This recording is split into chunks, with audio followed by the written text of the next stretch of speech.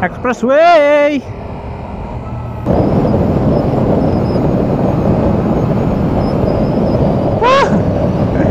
Masarap pala mag-drive dito sa expressway.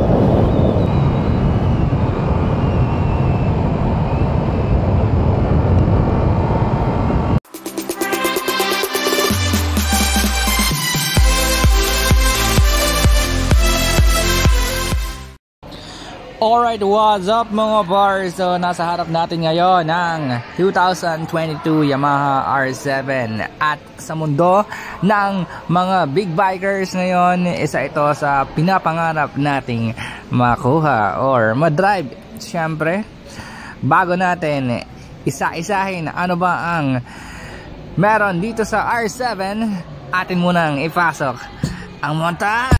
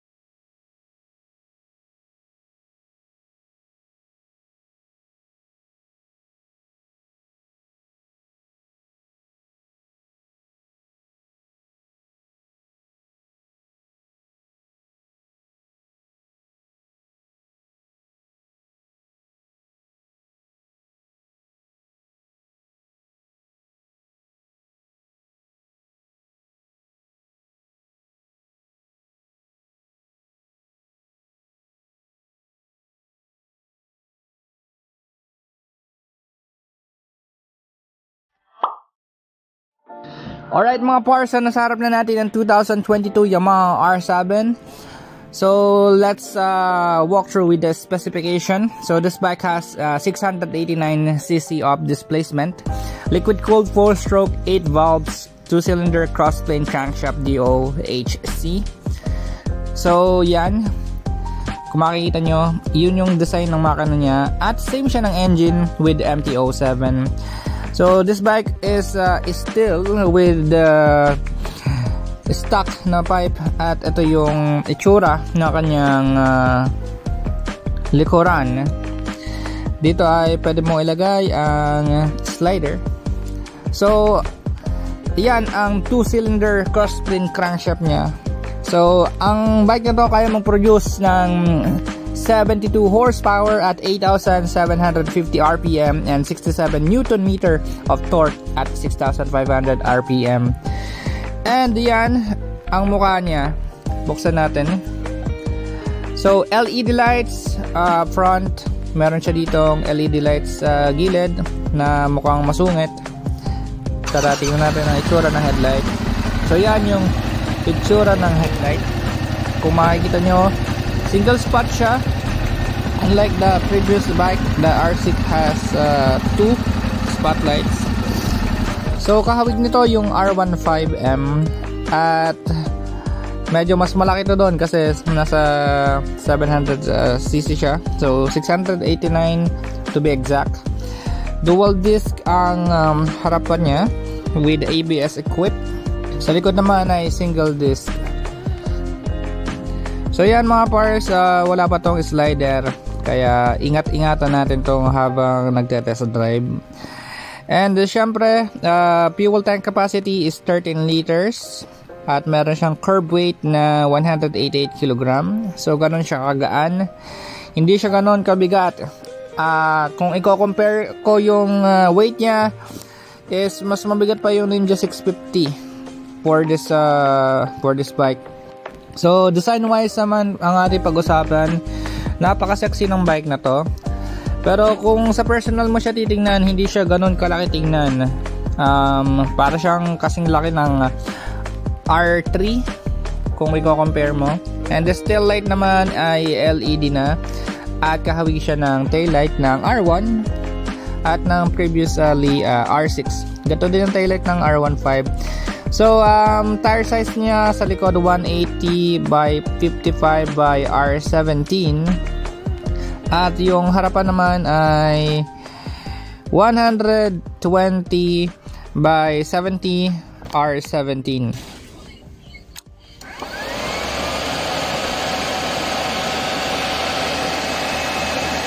So yan mga pars, ito yung turning indicator, dito yung neutral, ito yung high beam, tapos temperature, overheat, check engine, oil indicator, ABS, tapos key, tapos wala siyang power modes, pero meron siyang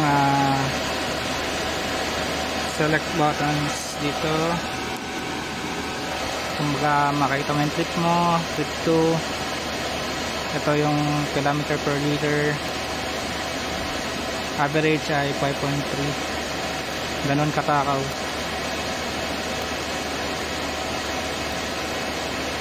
Ito, yun.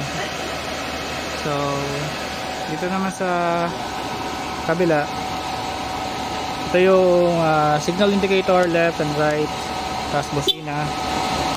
Tapos ito yung pag-select doon sa modes, ito yung high beam, meron siyang passing light dito. Sa kanan ay engine switch, tsaka may hazard. Tapos ito yung pagbukas ng mga start engine. Yan. So you can avail this bike for 569,000 Philippine peso. Sa bahay ni Kuya Arel, yung hinaraman natin ng R3. So ito yung R7 at testing natin yung seat height nya. Medyo hindi tayo, wala tayo sa patag. So ang height ko ay 5'4". Bigat. Yan. Kung makikita nyo, tiptoe tayo. Hindi ko na naabot yung kabila. 5'4", pero kaya-kaya. So check natin. Nice stock 5 siya, so patunog niya.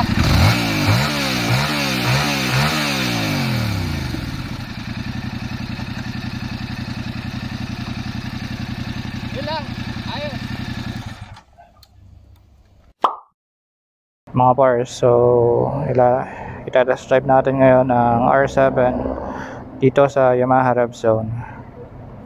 Gi-gear up lang ako, so yan na yung motor.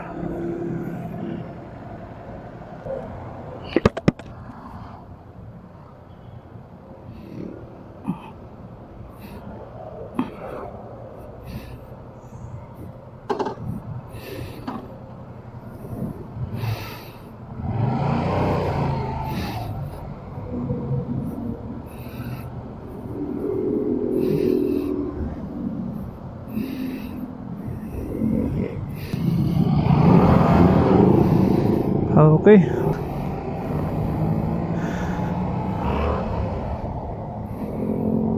Lakas ang torque nya. So unang upo mga pars, medyo yuko tayo. Adjust ko lang camera. Yan.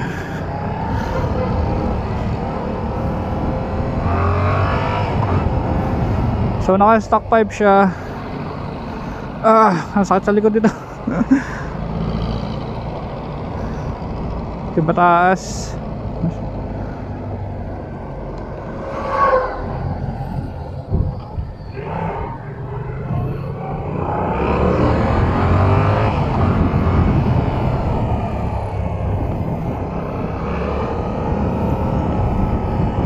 Dapan-dapa naman to. Grabe.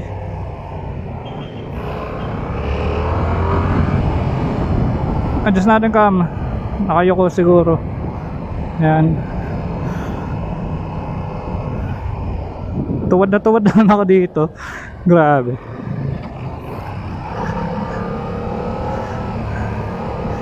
So unang impression sa pag-upo, sitting position, nakakapagod to.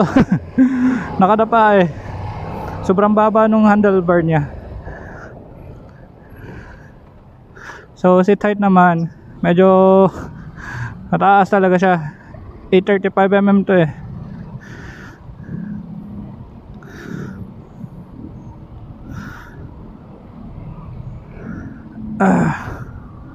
Sakit sa likod.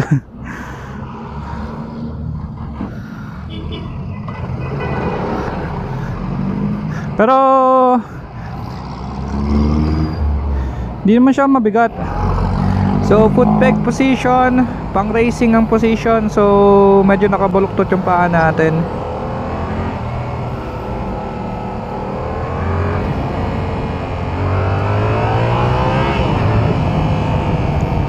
Medyo tahimik pa yung motor at medyo umaambon na.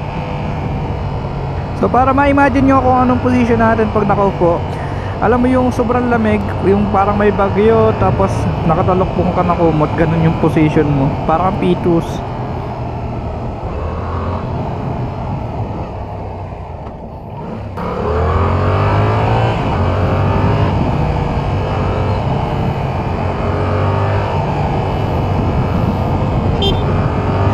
At dahil nasa kalye tayo ng Lipa, medyo matraffic dito sa Ayala Highway.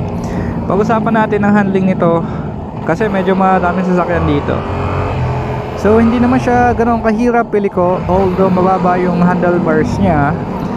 Pero syempre, kailangan mong isabay yung katawan mo para makaliko ka ng ayos. Kung bara-bara ka mag-drive siguro, medyo maninibago ka dito kasi yung position nga niya.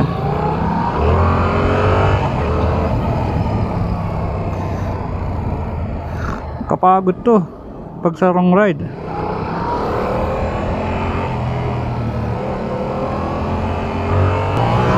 So dito naman sa position ng brake tsaka ng clutch, medyo maliit kasi yung daliri natin, so medyo malayo para sa akin yung position ng brake levers at clutch.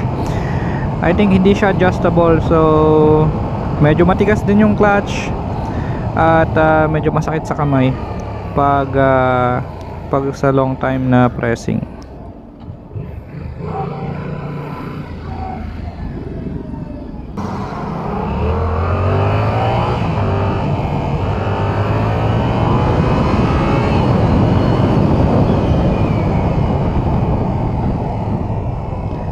So braking power, magandang response. Dahil siguro dual disc yung harapan niya, so ganun kalakas yung braking power niya. Uy,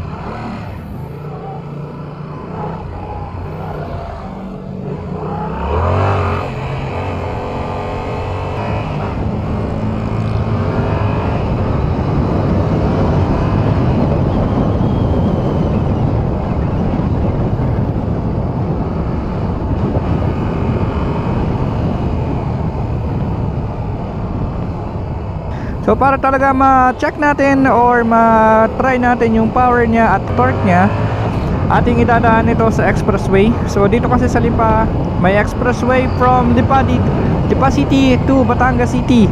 At ito ang Star Tollway. So doon tayo papasok at this is my first time. So na-excite ako pumasok sa expressway gamit ang big bike.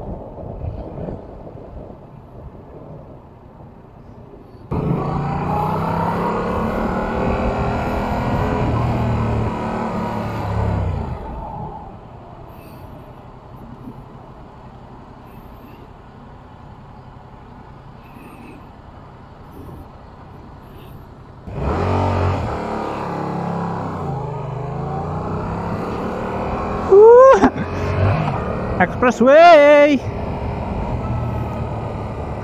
First time expressway experience.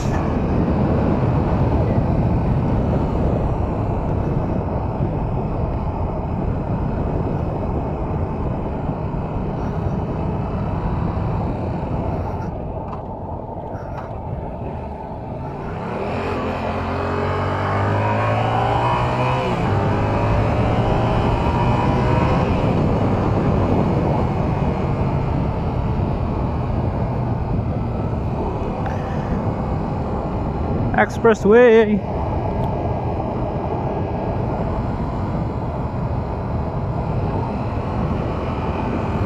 So dito natin matatas yung kanyang power.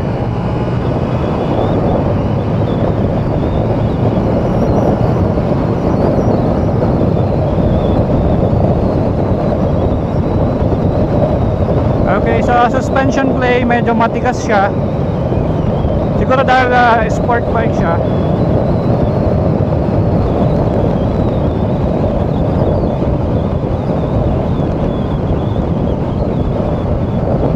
So hindi ko alam kung rinig na din yung wind noise pumapasok dito sa helmet ko. Gamit ko ngayon yung GD na Falcon. So ayun, sana hindi nyo naririnig yung wind noise.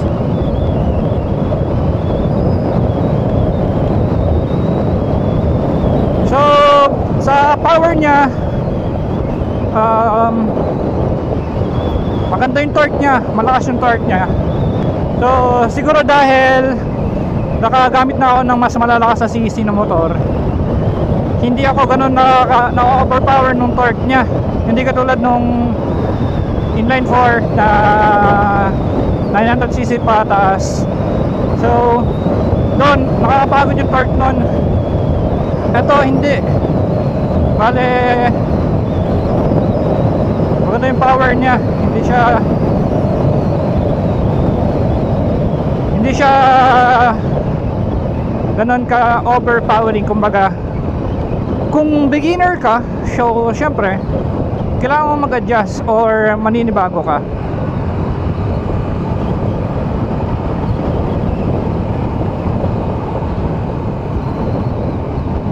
So sabi ko nga kanina, yung position niya ng handlebar medyo mababa.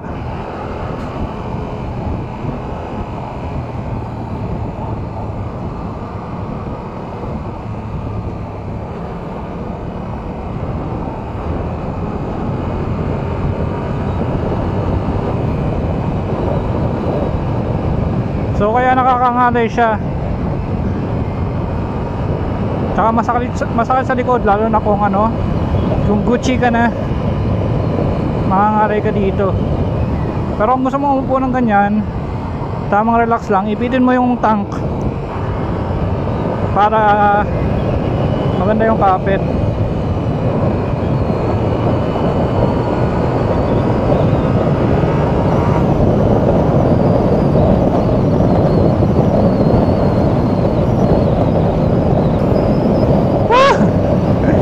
Masarap pala mag-drive dito sa expressway.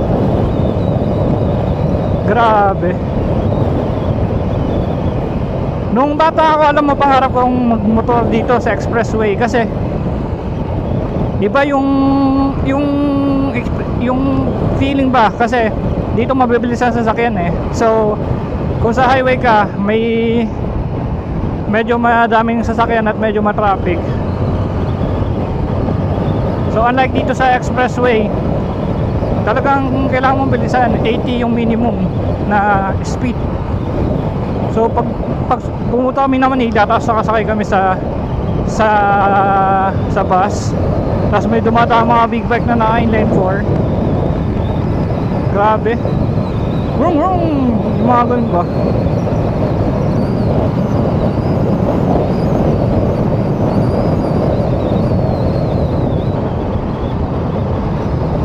Tis pogi ka dito pag ganito ang motor mo.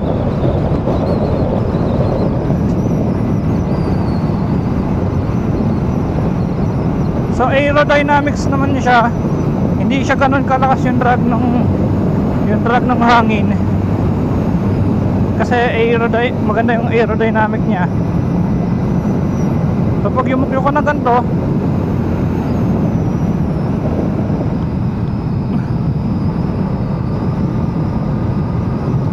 wala na, hindi ka ma-air drag.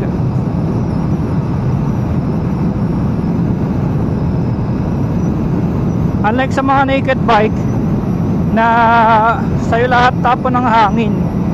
So dito walang air drag.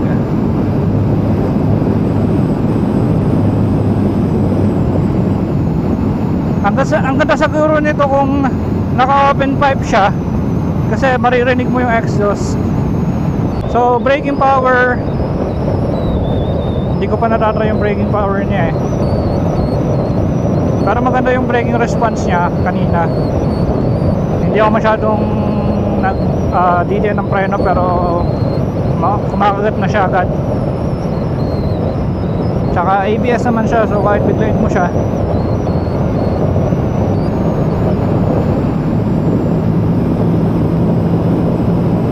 dagdag ko lang doon sa power output niya. smooth yung power niya, meaning hindi ka hinihila pa likod, basta smooth siya.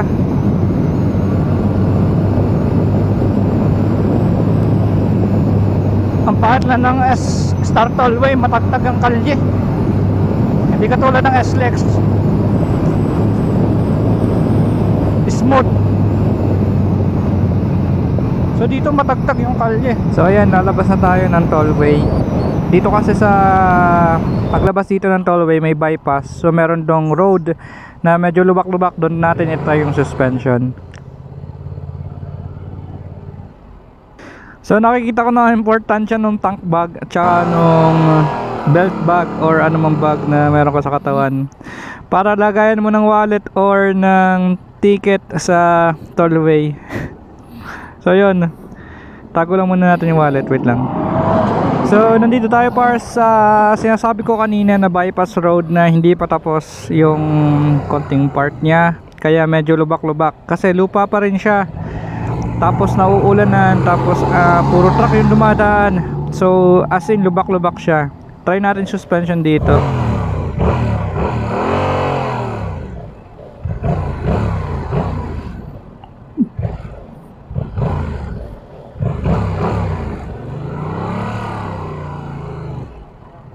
Yan, sa lubak, matetesting natin tong suspension nya.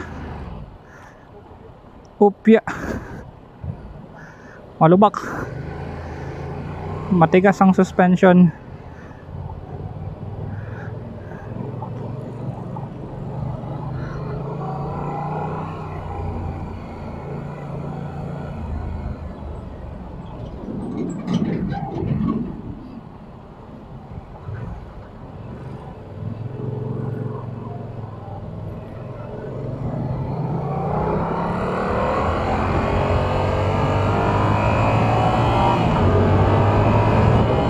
So yun, isa lang masasabi ko, matigas yung suspension niya kasi hindi naman kasi talaga to design for malubak, for off-road. So this is designed para sa smooth na kalye at for racing. At yun na. So design wise, pag-usapan natin yung design niya. Design niya, syempre napaka-pogi, eye-catchy syempre. Pero ang hindi ko lang nagustuhan dito kasi yung sounds niya, inline to kasi siya, so hindi siya ganoon kabongga tumunog. Tapos naka-stock pipe pa. And itong speedometer niya, medyo natatakpan itong handlebar. So pag lumiliko ka, hindi mo siya makikita masyado. So maganda siguro kung hindi ganito ka lapit sa handlebar yung position ng speedometer.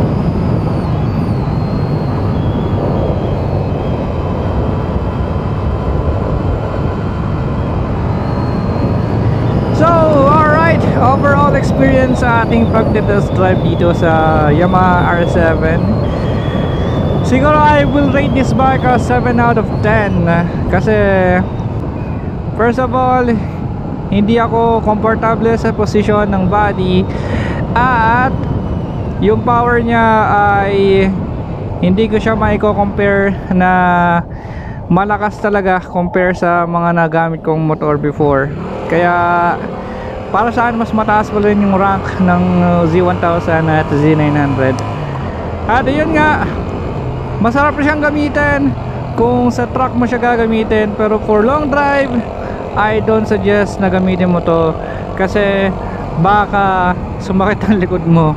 At yun na nga po yung ating naramdaman.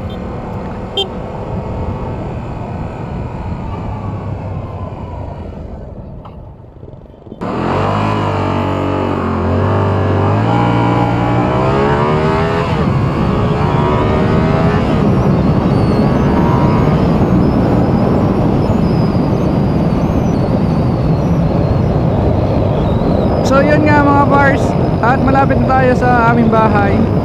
At dito ko na siguro tatapusin yung ating munting bike review.